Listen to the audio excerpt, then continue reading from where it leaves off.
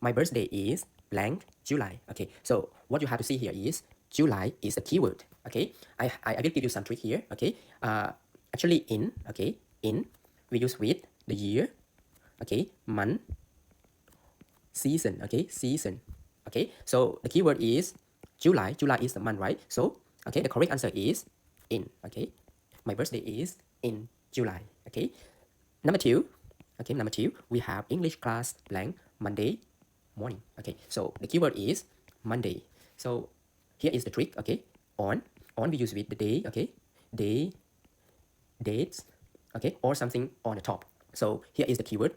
Okay, Monday. Monday is the day. So the correct answer is on. Okay, we have English class on Monday morning.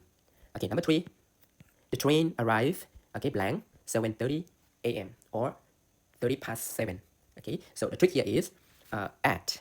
At we use with specific time. Okay, or maybe place. Okay, place. Okay, places, or maybe at school. Okay, at school. Okay, at home.